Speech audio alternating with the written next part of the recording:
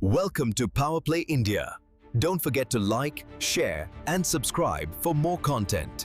नमस्कार दोस्तों, power play India पर आपका स्वागत है। दोस्तों, क्या आप जानते हैं कि 2025 इंडियन हिस्ट्री का एक बहुत बड़ा माइलस्टोन था। 2025 में आरएसएस राष्ट्रीय स्वयंसेवक संघ अपने 100 साल पूरी कर चुकी। 1925 में नागपुर के एक छोटे से ग्राउंड से शुरू हुई यह ऑर्गेनाइजेशन आज दुनिया का लार्जेस्ट वॉलंटरी एनजीओ बन चुकी है। आज हम डिकोड करेंगे आरएसएस की सीक्रेट स्ट्रैटेजी, कैसे ये ऑर्गेनाइजेशन सिर्फ एक कल्चरल ग्रुप से बढ़कर आज भारत के पावर स्ट्रक्चर का नर्व सेंटर बन गया है। आज के वीडियो में बहुत इंटेंस होने वाला है। हम बात करेंगे उनके कंट्रोवर्सीज और खासकर न्यूयॉर्क टाइम्स के उस रिपोर्ट के बारे में जिसने दुनिया हिला दी है। तो चलिए शुरू करते हैं। सबसे पहले थोड़ा फ्लैशबैक में चलते हैं। आरएसएस की शुरुआत सितंबर 1925 में विजयदशमी के दिन डॉक्टर हेगड़ेवार ने की थी। उस वक्त उनका गोल पॉलिटिक्स नहीं था, बल्कि हिंदू यूथ का कैरेक्टर बिल्डिंग था। वो मानते थे कि हिंदू सोसाइटी डिवाइडेड और वीक है, इसलिए उसे यूनाइट करना बहुत जरूरी है। लेकिन दोस्तों, ये सफर आसान नहीं था। आरएसएस ने 3 बड़े एग्जिस्टेंशियल क्राइसिस फेस की। पहले गांधी जी की हत्या के बाद 1948 में बैन लगा, फिर इमरजेंसी 1975 में और फिर 1992 में बाबरी मस्जिद के बाद। हर बार लोगों को लगा कि आरएसएस खत्म हो जाएगा, लेकिन हर बार ये पहले से ज्यादा मजबूत होकर वापस आया। और अब हम 2026 जनवरी की बात कर रहे हैं। ये एपेक्स ऑफ पावर पर खड़ा है। अक्सर लोग सोचते हैं आरएसएस सिर्फ शाखा चलाती है। गलत। आरएसएस एक बड़ा इकोसिस्टम है जिसे संघ परिवार कहते हैं। इमेजिन कीजिए एक ह्यूज बरगद के पेड़ को, बनियान ट्री। आरएसएस उसकी जड़ है और बाकी ऑर्गेनाइजेशंस उसके ब्रांचेस हैं। पॉलिटिक्स के लिए बीजेपी है जो गवर्नेंस संभालती है। रिलीजन और मंदिर मूवमेंट्स के लिए वीएचपी विश्व हिंदू परिषद है। स्टूडेंट्स के लिए एबीवीपी है जो यूनिवर्सिटीज में एक्टिव है। और सेवा के लिए सेवा भारती। ये सब अलग दिखते हैं, लेकिन इनका कंट्रोल सेंटर और आइडियोलॉजी सेम है। 100 साल के ऊपर हो गए। 2025 में भी आपने देखा और आप 2026 में भी देखेंगे कि ये सब मिलकर काम करते हैं साथ में। अब पिछले साल 2025 जो साल बीत गया उसकी बात करते हैं, क्योंकि ये उसका 100th ईयर था। मार्च 2025 तक इंडिया में, भारत में 83,000 से ज्यादा डेली शाखास एक्टिव थी और टारगेट है इससे 2025 के अंत तक 1 लाख के पार ले जाना। लेकिन ये ग्रोथ रैंडम नहीं है। आरएसएस की स्ट्रैटेजी है मॉलिक्यूलर लेवल पेनिट्रेशन। वो अब बड़े शहरों के अलावा हर मंडल यानी विलेज क्लस्टर्स और हर बस्ती यानी हर स्लम में पहुंच रहे हैं। इसका फायदा क्या है?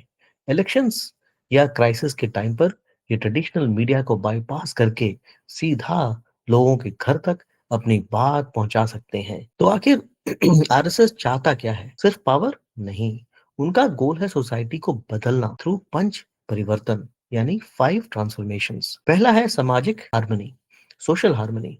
आरएसएस जानता है कि कास्ट सिस्टम हिंदू सोसाइटी की सबसे बड़ी वीकनेस है, इसलिए वो one temple, one well, one crematorium का नारा दे रहे हैं ताकि दलित्स और ओबीसी इसको इंटीग्रेट किया जा सके और हिंदू वोट डिवाइड ना हो। दूसरा है कुटुंब प्रबोधन यानी फैमिली वैल्यूज। उन्हें लगता है वेस्टर्न कल्चर्स हमारी फैमिली तोड़ रहा है, इसलिए वो वीकली फैमिली मीटिंग्स प्रमोट कर रहे हैं ताकि ट्रेडिशनल वैल्यूज बची रहें। बाकी 3 ट्रांसफॉर्मेशंस भी बहुत इंटरेस्टिंग हैं। तीसरा है ग्रीन हिंदुत्व यानी एनवायरनमेंट से रिलेटेड, वाटर कंजर्वेशन और प्लास्टिक बैन। ये अब आरएसएस का एजेंडा में है ताकि जेन जी कनेक्ट कर सके। चौथा है स्व यानी नेशनल सेल्फहुड यानी कॉलोनियल माइंडसेट को खत्म करना, अपनी भाषा में अपने कपड़े और स्वदेशी प्रोडक्ट्स यूज करना। और पांचवा है सिविक ड्यूटी। आरएसएस का कहना है कि हम राइट्स की बात तो बहुत करते हैं, अब ड्यूटीज पर फोकस करना चाहिए। बेसिकली एक डिसिप्लिन सोसाइटी बनाना। अब बात करते हैं पॉलिटिक्स की। आज आरएसएस और बीजेपी का रिश्ता पहले से कहीं ज्यादा गहरा है। एनालिस्ट कहते हैं कि आरएसएस अब एक एक्स्ट्रा गवर्नमेंटल अथॉरिटी बन चुका है, ये क्रिटिक्स कहते हैं। एग्जाम्पल देते हैं, फरवरी 2025 में जो दिल्ली स्टेट इलेक्शंस हुए, वहां बीजेपी 27 साल बाद पावर में वापस आई। इसका क्रेडिट आरएसएस की बूथ मैनेजमेंट स्ट्रेटजी को दिया गया। आरएसएस के वर्कर्स ने ग्राउंड लेवल पर वोटर्स को मोबिलाइज किया। एजुकेशन में भी अगर आप देखें तो नेशनल एजुकेशन पॉलिसी एनईपी और हिस्ट्री टेक्स्ट बुक्स का रिवीजन, ये सब आरएसएस के विजन के हिसाब से इम्प्लीमेंट हो रहा है। प्रधानमंत्री श्री मोदी जी और मोहन भागवत के बीच एक परफेक्ट कोऑर्डिनेशन है। भागवत आइडियोलॉजी देते हैं और मोदी जी उसे एग्जीक्यूट करते हैं। लेकिन दोस्तों हर सिक्के के दो पहलू होते हैं। जहां पावर बढ़ी है वहां कॉन्फ्लिक्ट भी बढ़ा है। 2025 का साल एंड होते होते एक डार्क चैप्टर भी सामने आया। दिसंबर 2025 में मीडिया रिपोर्ट्स के मुताबिक क्रिसमस वायलेंस की एक वेव आई। एक हफ्ते में 80 से ज्यादा वायलेंस की इंसिडेंट्स रिकॉर्ड हुए। छत्तीसगढ़, एमपी और यहाँ तक कि केरल में भी। राइट विंग ग्रुप्स का कहना है कि वो फोर्स कन्वर्जन रोक रहे हैं, लेकिन क्रिटिक्स और विक्टिम्स का कहना है कि ये माइनॉरिटीज पर अटैक था। कई जगह पुलिस ने विक्टिम्स पर ही एंटी कन्वर्जन लॉज के अंडर एफआईआर दर्ज किया। ये सिचुएशन बहुत टेंस हो गई थी। ये सब दुनिया से छुपा नहीं रहा। 2025 में ग्लोबल मीडिया ने आरएसएस पर बहुत स्ट्रिक्ट स्क्रूटिनी की। स्पेसिफिकली न्यूयॉर्क टाइम्स ने एक इन्वेस्टिगेशन पब्लिश की। उन्होंने आरएसएस को एक शैडोई कबाल कहा। उनका आरोप है कि आरएसएस ने इंडिया भारत के इंस्टीट्यूशंस जैसे जुडिशरी और यूनिवर्सिटीज को इन्फिल्ट्रेट कर लिया है। उन्होंने ये भी कहा कि पीएम मोदी की साइलेंस ने वायलेंस को बढ़ावा दिया है। जाहिर है भारत में इसका स्ट्रॉन्ग रिएक्शंस आया। सपोर्टर्स ने इस रिपोर्ट को बायस्ड और हिंदूफोबिक बताकर रिजेक्ट भी किया। ये सब एक नैरेटिव और बन चुका है। भारत के बाहर आरएसएस ऑपरेट नहीं करती, वहां उनका काउंटर पार्ट है एचएसएस, हिंदू स्वयंसेवक संघ। ये 35 से ज्यादा कंट्रीज में एक्टिव है। यूएसए में, अमेरिका में एचएसएस अभी एक बड़ी कल्चर वॉर लड़ रही है कास्ट को लेकर। जब कैलिफोर्निया और सियाटल में कास्ट डिस्क्रिमिनेशन लॉज लाए गए, एचएसएस ने उसका विरोध किया, ये कहकर ये भारतीय को टारगेट करता है। एक बड़ी जीत उन्हें 2025 में मिली जब यूएस डिपार्टमेंट ऑफ जस्टिस ने बैप्स टेम्पल केस को क्लोज कर दिया। वहीं यूके में चैरिटी कमीशन एचएसएस पर नजर रखता है ताकि वो चैरिटी के नाम पर पॉलिटिक्स ना करे।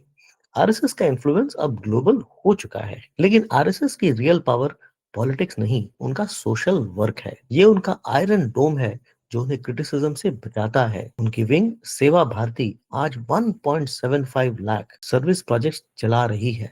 स्लम्स में हेल्थ, फूड और एजुकेशन प्रोवाइड करना। जब सरकार फेल होती है वहां सेवा भारती पहुंचती है। साथ ही विद्या भारती 12,000 स्कूल चलाता है जहां 33 लाख बच्चे पढ़ते हैं। ये बच्चे वैदिक मैथ्स और रिवाइज हिस्ट्री पढ़ते हैं। सोचिए ये फ्यूचर के कितने लॉयल सिटीजन तैयार हो रहे हैं। तो दोस्तों कंक्लूजन क्या है?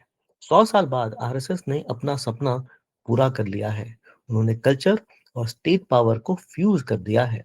लेकिन सवाल ये है, क्या वो इस विशाल पावर को संभाल पाएंगे? 2025 दिसंबर की वायलेंस और ग्लोबल क्रिटिसिज्म ये दिखाता है कि रास्ता आसान नहीं है। चैलेंज ये है कि क्या आरएसएस अपनी आइडियोलॉजी को बिना सोसाइटी फ्रैक्चर किए पूरे भारत पर लागू कर पाएगा? एक बात तय है, आरएसएस अब एक सिर्फ ऑर्गेनाइजेशन नहीं है, ये 21वीं सदी भारत की डिफाइनिंग फोर्स है। और जैसे कि हमने कहा, ये एक बरगद ट्री की तरह है, एक बनियान ट्री की तरह है और इसके हर ब्रांच एक ऑर्गेनाइजेशन है। तो दोस्तों आज का ये शो यहीं समाप्त होता है। अगर आपको ये पसंद आया, एनालिसिस पसंद आया, तो हमें लाइक, शेयर और सब्सक्राइब जरूर करें। और पावर प्ले इंडिया देखने के लिए बहुत बहुत धन्यवाद। Welcome to Power Play India. Don't forget to like, share, and subscribe for more content.